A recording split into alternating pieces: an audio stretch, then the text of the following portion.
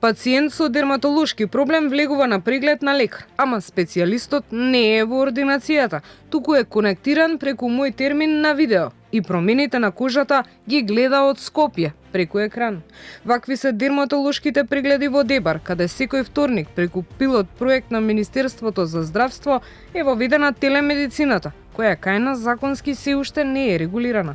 Пациентот мора да отиде во амбулантата, таму го пречекува медицинско лице и не е сам во ординацијата, појаснува за Канал 5 директорот на Дебарската болница Мерсим Колеци.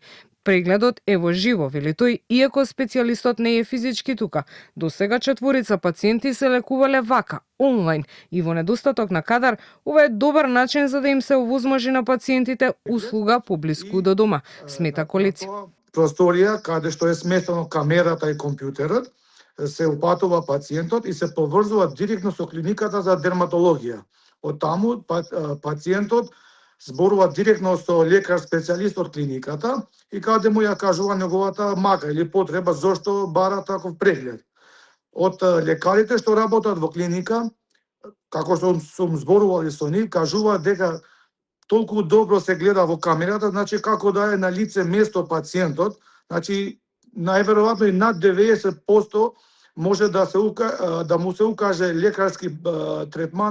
Пред онлайн прегледот, пациентот мора да потпише изјава дека се согласува да биде прегледан на ваков начин, а телемедицина за дерматолошки проблеми во исто време се практикува и во Делчево. За помалите градови ова може да значи побрз пристап до здравствена услуга, помал трошок и помалку чекање, смета министерот Азир Алиу, кој најавува дека телемедицината ќе се развива и за психијатрија, а со овој пристап во иднина ќе се лекуваат и затвореници. Следен чекор ќе биде и телемедицина во затворите.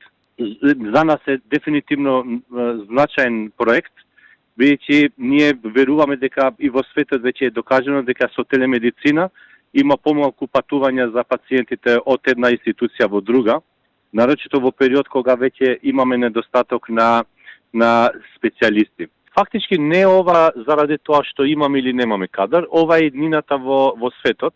Знаете дека сега се повеќе се збори за здравство без зидови. Значи систем кај што знаењето, услугите одат до пациентот, а не пациентот до системот. Ова веќе е докажано во развиените земји. Ние сме назад, мора да кажам, со телемедицина. Ваквиот начин на лекување, иако нуди полесен пристап до лекар специјалист, отвара низа дилеми во однос на квалитетот на услугата. Се отвара и прашањето дали ваквиот систем ќе успее да обезбеди доволно лекари таму каде што се потребни или екраните ќе станат новото нормално, особено за пациентите во внатрешноста. Одговорот допрва ќе се бара токму во градовите Дебар и Делчево, каде што овој модел за прв пат се тестира.